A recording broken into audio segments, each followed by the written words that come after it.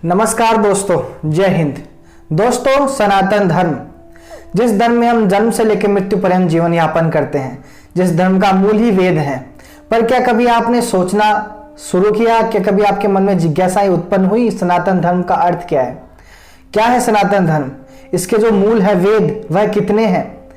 चलो, वेद भी आप बता देंगे तो उसमें सबसे पुराना वेद कौन सा है? इसकी स्मृति है, इसके पुराण, 16 संस्कार, जन्म पुनर्जन्म आदि की थ्योरियां, ये सब क्या है? ये सब तो काफी बड़ी चीजें हो गई दोस्तों। क्या आप बता सकते हैं, आप जो प्रतिदिन हनुमान चालीसा के पाठ करते हैं उसमें चौपाइयां कितनी हैं? नहीं जानते ना? चलिए, आज हम आपको आपके सनातन धर्म की रोचक एवं संक्षिप्त यात्रा पे लेके चलते हैं, जिसके बाद आपको आपके विश्व के सबसे प्राचीन और सर्वश्रेष्ठ सनातन धर्म को गर्व महसूस करने का अनुभव होगा। जी हाँ, सनातन धर्म के वेदों के बारे में, उनके उपवेद, वेदांग, षडंगन्यास आदि पुराण, इतिहास, सब के बारे में आज हम जानेंगे। 16 संस्कार के बारे में जानेंगे। सनातन धर्म का आज ये वीडियो देख करके आप वास्तव में सनातन धर्म के एक जागरूक पहरेदार बन पाएंगे। नमस्कार दोस्तों, मैं हूं आचार्य यशवंत। आप देख रहे हैं हमारा यूट्यूब चैनल पूज्य पंडित जी में आपका स्वागत करता हूं। तो आइए सबसे पहले जानते हैं क्या है सनातन धर्म, इसके अर्थ क्या है, इन सभी चीजों पर चर्चा करते हैं। दोस्तों, सनातन धर्म, सनातन का अर्थ होता है शाश्वत। शाश्वत यानी समय से परे। जब कहीं पे कुछ भी नहीं था तब भी सनातन धर्म था, और अंत में जब कहीं पे कुछ भी नहीं रहेगा तब भी सनातन धर्म रहेगा। धर्म का अर्थ दोस्तों हिंदू आदि धर्मों से नहीं है। धर्म का अर्थ होता है नियम, जीवन के नियम, प्रकृति के नियम। अर्थात जो प्रकृति है वह किस प्रकार से आपके जीवन को चला रहे, उसके जो नियम है, उसकी जो पद्धति है, वही सनातन धर्म है। हमारे अन्य मजहबों के जैसे किसी प्रकार के कोई संस्थापक नहीं है। राम और कृष्ण से पहले भी सनातन धर्म था, और राम कृष्ण जब नहीं है तब भी सनातन धर्म है, हम नहीं है तब भी सनातन धर्म रहेगा। तो सनातन धर्म का सीधा सा अर्थ हुआ जिसका ना कोई आदि है ना ही कोई अंत है, वही सनातन धर्म है। अब सनातन धर्म सबसे प्राचीन कैसे हुआ, इसका क्या प्रमाण है? तो इसके प्रमाण है वेद। वेद यानी जानना, विद धातु से बनता है, जिसका अर्थ होता है जानना। जानना यानी बोध करना, बोध यानी आत्मा। तो वेद क्या हुए? वेद हुए आत्मबोध का साधन। अब जैसा कि हमें बताया गया है कि वेद आज से 5 या 7 हजार साल पुराने हैं, जबकि 5 या 7 हजार साल पुराना होना भी सबसे अन्य सभी धर्मों से वो प्राचीन ही हुआ, किंतु फिर भी ये इससे भी पुराने हैं। महर्षि वेदव्यास जी, जो हमको सबको पता है, जिन्होंने वेद का निरूपण किया, पर वेदव्यास जी से पहले भी वेद थे। वेदव्यास जी के द्वारा सिर्फ वेदों का संपादन हुआ, उनके 4 टुकड़े हुए, जिसके ऋग्वेद के 4 टुकड़े बनके ऋग, यजुर, साम, अथर्ववेद बने। यह हमें दर्शाता है कि वेद कितने पुराने हैं। अगर अपन थोड़ा वैज्ञानिकता से बात करें तो वेदों में जो सरस्वती नदी का उल्लेख हुआ है, उस समय वेदों ने बताया है, ऋग्वेद में बताया गया, जो सरस्वती माता की जो नदी थी वह हिमालय से निकलती हुई कल कल ध्वनि करती हुई निकलती थी।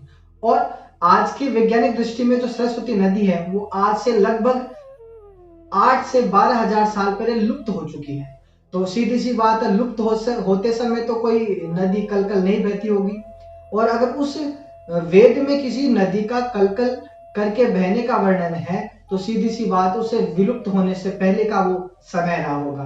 तो इस प्रकार हम जान सकते हैं जो सरस्वती नदी, हिमालय आदि की उसमें संरचना, भूगोल आदि की जो वर्णन उसमें ऋग्वेद में किया गया है वो काफी प्राचीन है। यह सब हमें दर्शाता है हमारा वेद कितना प्राचीन है। वेदों को आप एक पुरानी पुस्तक या एक प्राचीन लिटरेचर मानने की भूल करेंगे तो यह आपके लिए सबसे बड़ी गलती होगी। वेद अपुरुषीय है, ईश्वर के द्वारा प्रदत्त वह ज्ञान है जिसके द्वारा मनुष्य का जीवन और प्रकृति का संचालन होता है। वेद 4 प्रकार के हैं, वेदों की संख्या 4 है। ऋग्वेद, यजुर्वेद, सामवेद और अथर्ववेद। इसमें जो सबसे पुराना वेद है वह ऋग्वेद है। ऋग्वेद में जो मंत्रों की संख्या है मित्रों, वो इस समय जो हमारे पास उपलब्ध है वह 1627 है। इसका जो मुख्य विषय है वो ज्ञान कांड है।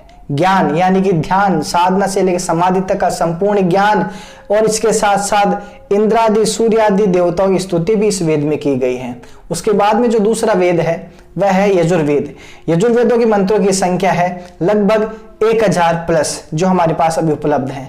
इसका जो विषय है वह है कर्मकांड यानी उपासना पद्धति, मूर्ति पूजा, उसमें पूजा के मंत्रों का क्या आवाहन है, क्या उनका ध्यान है, ये सभी मंत्र, उपासना से जुड़े हुए जो भी मंत्र हैं वह यजुर्वेद के द्वारा है। साथ ही इसमें इंद्रादि देवताओं की स्तुतियां भी फिर से पुनः दी गई हैं।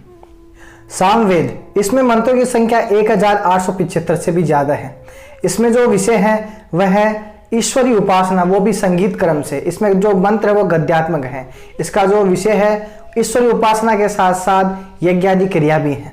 इसके बाद में जो अपने संपूर्ण चौथा वेद है वह है अथर्ववेद। अथर्ववेद में जो मंत्रों की संख्या है साथियों वो 5977 से भी ज्यादा है। इसमें जो विषय है वह है आरोग्यता, मोक्ष की प्राप्ति कैसे हो, जीवन से जुड़े हुए वही तमाम रहस्य जिनके द्वारा एक व्यक्ति भगवान को प्राप्त कर सकता है, वह सब अथर्ववेद में बताया गया है। इन्हीं चारों वेदों से जुड़े हुए हमारे 4 उपवेद भी हैं। जी हाँ, 4 उपवेद। उसमें सर्वप्रथम आता है आयुर्वेद जो हमारी चिकित्सा पद्धति से जुड़ा हुआ है। उसके बाद में है धनुर्वेद जो युद्ध कला, युद्ध कौशल से संबंधित है। उसके बाद में है गंधर्व वेद जो नाट्य शास्त्र, संगीत आदि की शिक्षा हमें देता है। और जो अंत वाला उपवेद है उसको कहते हैं शिल्प वेद, अर्थात भवन निर्माण संबंधी जो भी कलाएं हैं वह सब, वास्तु आदि जो चीजें हैं वह सब इसमें बताई गई हैं। 4 वेद, उनके 4 उपवेद और उन्हीं के साथ हमारे हैं षड वेदांग। जी हाँ, वेदों के 6 अंग और शिक्षा से संबंधित बताए गए हैं दोस्तों। वह 6 वेदांग कौन से हैं? तो उनमें सबसे पहले आता है व्याकरण, ज्योतिष, उसके बाद में शिक्षा, कल्प, निरुक्त और छंद। ये हमारे 6 वेदांग बताए गए हैं। वेद, उपवेद, वेदांग के बाद हम जानते हैं हमारे इतिहास पुराण से संबंधित हमारे पुराण और हमारे उपनिषद। जी हाँ, पुराण, सबसे पहले बात करते हैं पुराणों की। पुराणों के बारे में कहा गया है कि इतिहास पुराणाभ्याम वेदार्थम उपब्रेह्यत, अर्थात जो वेदों का विस्तार है वह हमें पुराणों से जाना चाहिए। जो लोग वेदों को समझ नहीं सकते या जिनके लिए वेद क्लिष्ट रहते हैं उनको वेदों का ज्ञान कैसे प्राप्त हो, इसके लिए हमारे ऋषि मुनियों ने कथा आदि के माध्यम से पुराणों की रचना की है। पुराणों की संख्या 18 है। मैं आपको यहाँ पे पुराणों के नाम दे दूंगा, बाकी मैं आपको संस्कृत में उनके नाम बताता हूँ। मद्वयम भद्वयम चैव बत्रयम व चतुष्टयम अनापलिंग कुस्कानि पुराणानि प्रचक्षते, अर्थात जो पुराण है वह 18 है और जो 18 पुराण है वही वेदों का सार है। पुराणों के बाद में बात करते हैं हम उपनिषदों की। जी हाँ, उपनिषदों की संख्या जो हमारे वेदों के अनुसार या सनातन धर्म के अनुसार है वह है 108। इससे भी ज्यादा उपनिषद कहे गए हैं। उपनिषद भी वस्तुतः वेदों से ही जुड़े हुए हैं। उपनिषदों में प्रमुख जो उपनिषद है जैसे बृहदारण्यक, मंडूकोपनिषद, ईशोपनिषद, ऐतरेय, तैत्तिरीय ब्राह्मण, शतपथ ब्राह्मण आदि प्रमुख उपनिषद हैं। उपनिषदों के साथ साथ हमारे पास ज्ञान के अकुत भंडार है दोस्तों। अनेक ऋषि मुनियों ने अपने अपने ग्रंथ लिखे हैं जिनमें विमान शास्त्र से लेके भारद्वाज ऋषि का अनेक शास्त्र ऐसे हैं जिनके द्वारा हमें आज से 200 साल के अंतर्गत जो जो अनुसंधान या जो जो आपके आविष्कार हैं उन सब का जो ज्ञान का भंडार है वो वेद ही रहे हैं। अब दोस्तों बात करते हैं हमारे 2 महाकाव्यों की, रामायण और महाभारत। महर्षि वाल्मीकि के द्वारा लिखी गई रामायण है, उसमें 24,000 से ज्यादा श्लोक हैं। महर्षि वाल्मीकि ने इन्हें 7 कांडों में विभाजित किया है। महाभारत हमारा आदि काव्य। महाभारत विश्व का सबसे प्राचीन और सबसे लंबी ग्रंथमाला है।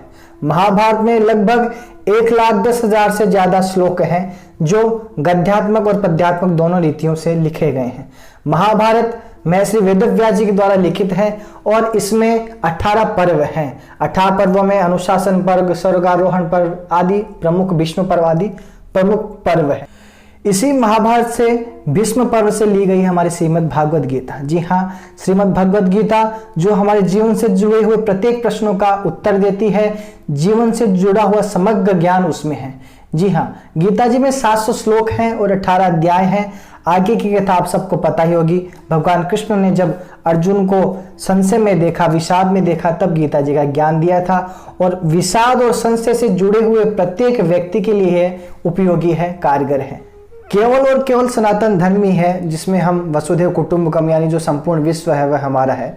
यह भावना लेकर चलते हैं। हमारे वेद ही हैं जिन्होंने सर्वे भवन्तु सुखिनः सर्वे सन्तु निरामया श्लोका से पूरे विश्व के, पूरे संसार के सुखी होने की कामना की है। हमारे वेद इवन प्रकृति पूजन सनातन धर्म में ही है। पेड़ पौधों की पूजा, पीपल पूजा, वट पूजा, यहाँ तक कि हम हमारे वेदों के द्वारा सभी लोगों की सहायता करने का भी ज्ञान देते हैं। जी हाँ, सनातन धर्म में इसके अलावा 16 संस्कार बताए गए हैं। हमारे कुछ प्रमुख चिन्ह है शुभ कार्य में हम जिनका उपयोग करते हैं, जिसमें स्वस्तिक हो गया, ओम का चिन्ह हो गया, शंख, पुष्प, त्रिशूल आदि हमारे प्रमुख शुभ कार्य हेतु चिन्ह कहेंगे। हम शुभ लाभ भी लिखते हैं हमारे घर के आगे, जिससे हमारा कामना ये रहती है कि इस घर के साथ साथ इस घर में जो भी प्रवेश करे उसको भी लाभ मिले, उसका भी शुभ हो। सनातन धर्म में 4 वर्ण है, ब्राह्मण, क्षत्रिय, वैश्य, शूद्र। 4 व्यवस्थाएं बताई गई हैं, ब्रह्मचर्य, गृहस्थ, वानप्रस्थ और सन्यास। इसके अलावा हमारे 4 पुरुषार्थ हैं, धर्म, अर्थ, काम, मोक्ष। और साथ में हमने जो युग की संख्या है यानी जो समय को उस 4 युग में विभाजित किया है। सबसे पहला है सतयुग, उसके बाद में आया त्रेता, फिर द्वापर और अभी चल रहा है कलयुग। कलयुग में 4 चरण बताए गए, चौथे में से भी प्रथम चरण चल रहा है। वैवस्वत मनु के प्रथम 27वें चरण में हम अभी चल रहे हैं। इसके अलावा हमारे सनातन धर्म का सबसे महत्वपूर्ण विषय यह है कि जो सनातन धर्म है वह कर्म पे विश्वास करता है। जी हाँ, जैसा आप कर्म करेंगे वैसे आपको फल मिलेगा।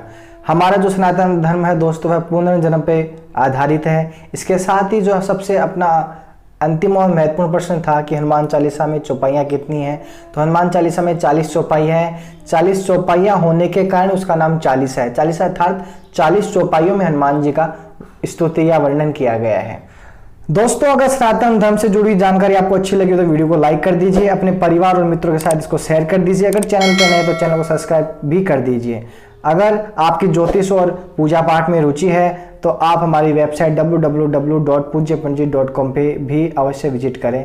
नमस्कार।